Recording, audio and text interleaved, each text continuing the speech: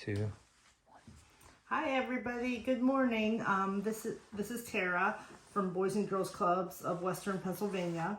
I'm here to show you another episode of Children's Imaginarium sculpture series. Today we are going to make button bouquets.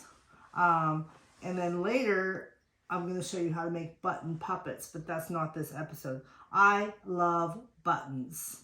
If I could collect buttons, I would. Looks like you do. I do a little bit, but like I love all kinds of buttons and beads, wooden, plastic, glass, old-fashioned. I had a friend that, her mother had passed away, rest her soul, but she was a collector of buttons too, and she had all these red buttons, and I so wanted to get those, but I missed it. But anyways, buttons are just very fun to look at. They're very fun to handle. So I have some craft store buttons. So these are just from Amazon and also from Michael's that we use with the children all year long. So One looks like a clock. yes, there's geared ones. I'm going to put them down here so you can see the different kinds of buttons that I have. Big old buttons. There's some funny snowflake buttons. There's some just really fun, interesting buttons. There's buttons that have the holes directly in them, through and through. There's buttons that have shapes. So you get the point. There's just a lot of different kinds of buttons that you can choose from. Steampunk. Yes. I love steampunk as well, and gears and buttons. I'd like to do a project later to show you with gears and pulleys. So that art and science and technology, they're all from the same place. Art came first. The science of came next. And now we all live happily together. Okay. So let me show you what I have in mind. When I'm going to push these buttons off of this paper a little bit, because I'll show you. I did a wedding. I came up through the food industry, so I was a server, a cook, a bartender for many years while I was, getting my education and while I was teaching. It's a good way to come up and learn the business of customer service. Anyways,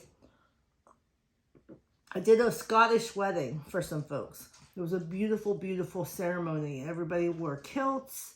But what they did was they had these bouquets that weren't flowers. They were made of buttons and feathers. Neat. The bride had a button bouquet that was just gorgeous. It was just a big mound of buttons that were strung up together. The men had these beautiful, what do you call it, corsages? The boutonnieres. Boutonnieres with buttons and feathers. And they used pheasant feathers and sort of like wild game feathers. And they were really beautiful, browns and greens. Today we're going to do it with like craft feathers because I don't have access to wild feathers unless I go pluck them out of the birds that I watch. They probably wouldn't like that. So Every once in a while they'll shed one. Yeah. Not that many. I'm going to pull out some feathers. Okay. So this is just a fun way to think about art sometimes. Some of the things that we wear, some of the things that we do and use on a daily basis, it doesn't have to always be the same thing. We can have a little creativity in our life. There's no rule if you're having your own wedding that you can't come up with your own type of corsage or bouquet or boutonniere. What kind of feathers are these? Oh, these are pipe cleaners. Okay, so I'm putting all the things that we're going to need out. And, okay, so here is the basic idea. And I'm going to speed things up. Because Children's Imaginarium, everybody, is a place, an event to inspire you. This is to inspire you to do what you can do. It's not necessarily me showing you how to do everything. It's me showing you what, the possibilities. Okay, so here we go. And also, I want to note straight from the beginning that I'm going to start showing you the results of some of these projects that I have on the on-demand videos, where we start something, I inspire you, but then we leave. I want you to see that air-dried bird. I want you to see that carved avocado pit. I want you to see the results of these things. So I'm going to, as I finish them, I'm going to bring them back in an episode and show you all the finished products. So that's something to look forward to. Okay, so this I'm going to concentrate on a boutonniere just real quick, just to show you. Before we start doing a big bouquet, we're going to start small. So for a boutonniere, I'm going to make a shape that I'm going to see these buttons in. I think the shape of this boutonniere might be like here might be a feather, okay? Here might be some buttons. Here might be a little feather. Down here might be some buttons. We're going to kind of go with this kind of like every other thing kind of pattern first. I'm going to show you this picture. I'm not sure if you can see it well. Yep, perfect. Okay. So that's what we're going to go for. So I have this wire that I bought. And this was in the beading section, okay? And my thought is I'm just going to string this wire up with buttons, and then I'm going to close it off, and then we're going to tuck in some feathers. So what I'm thinking is, okay, good. Good. So I'm going to actually start this with the end piece down toward the bottom, okay? Because if I start with the end piece up to the top, I'm going to have to close that end piece up at the top. It could look weird, you know, and I want to continue it to the next line. We're making 2 lines of buttons right now, just as an example. This is one of those fun projects where you kind of have to think your way through the process, okay? So I might get a funny look on my face. That's me thinking, okay?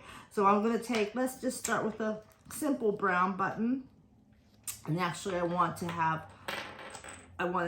a gear also on top. So how can I put these things together? So I'm going to go through a hole. Wait, see, this is the bottom. This is the bottom. I don't want to start with the bottom. This is the bottom button. I'm going to start with the top button, okay? I just thought of that. So we're going to go with a smaller button. So I'm going to go with I'm just going to go kind of fast just to get the idea. I'm going to pull a white button. And when you pick your wire, you want to pick a wire that's going to go through all these. So I'm going to go through 2 of the holes in the button. Okay. And you could probably do this with string too, but if you use string, it's going to be floppy. And this is very malleable wire, so that means Can I see that before you do it? Okay. Whoa. Yeah. Yep, sorry, I'm moving things around. Yeah, that's cool. Wait. Okay, so the loop has gone through 2. No, I can't see it. 2 holes. Like that. Yeah. Okay, gotcha. All right, thank you. So the loop is going through 2 holes. I'm not going to try to get it through all 4 holes. I just want to secure it. I also want to make sure that that wire shows a little bit, that it's a little bit shiny. So we're going to let it go through. This is going to be kind of complicated, so I'm going to do this kind of fast. And I know it's a blur right now, guys, but don't worry. I want to show you how to do this. Somehow I want to get this button through 2 holes. You know what I'm going to do? I'm going to chop this wire off. Woo. Okay, good. All right, here we go. And I'm going to get my face. There we go. Just pop it down, all right? Okay, let me see that. Okay. Now, I'm going to straighten this wire out a little bit, okay? Just so we can see what we're doing. I'm going to go ahead and put the next button on the line that I want. So maybe I'll take a bigger one, just a slightly bigger one. And maybe it won't be white, or dark, it'll be a little darker. So I'm going to put this button on. Matches your shirt. Mm-hmm. And I want to overlap. So I'm going to put one button in front of the other one like that. Oh. See?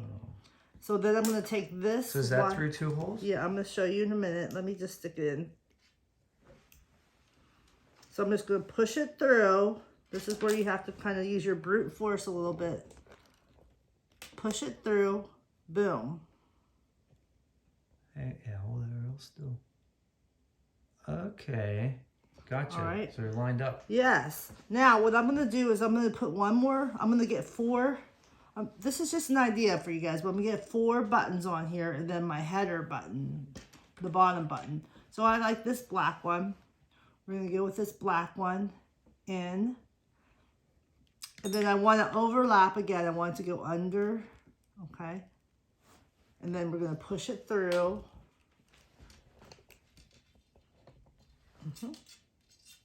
Good. This is going to work out just great.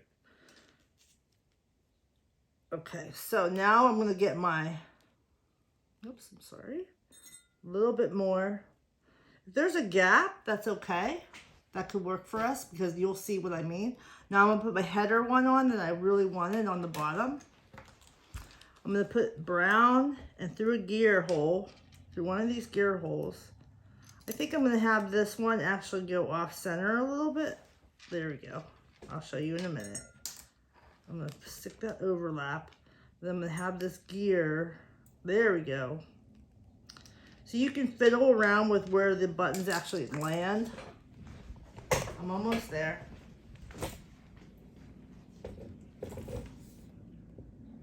I'm going to come back down through. Push that. Push it. There we go. So there's where we are now. If you can see that. Yep. Now, this is not done by any means. We got a lot of tweaking to do, but I'm just trying to give you the idea. So that's one line of buttons, and that's pretty cool. Now we have lots of space in here. So what I could do is actually bend this down, okay? Twist, I could just, for security, I could weave that other line through a wire, but I'm gonna just twist it off for now. Twist this to connect this part. And then what I'm gonna do is I'm gonna work a feather in there.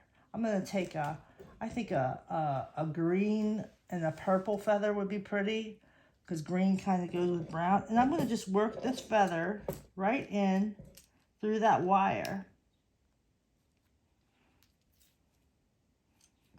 For the front. If I wanted to go in the front, I could push it through a wire that way and secure it later with wire or maybe even just a dot of glue. But I'm just going to throw this out there, guys. I'm going to flip this over and show you the back side of this so far. You have all this wire here. You could also stick a feather. Let's go with the purple, big purple feather through some of this wire on the back. If you don't want the feather to show, like the quill of the feather, which is the hard part. If you don't want that feather to show in the front, you can always put it in the back. You could secure that with wire or glue. And then you would have something like that. And then what I would do is what I'm planning on doing is going ahead and put more buttons on this long line and bending it down through to finish it. So you'll end up with this beautiful boutonniere for a man or for anybody to put in their suit pocket or in their jacket pocket. So there you go. There's your inspiration.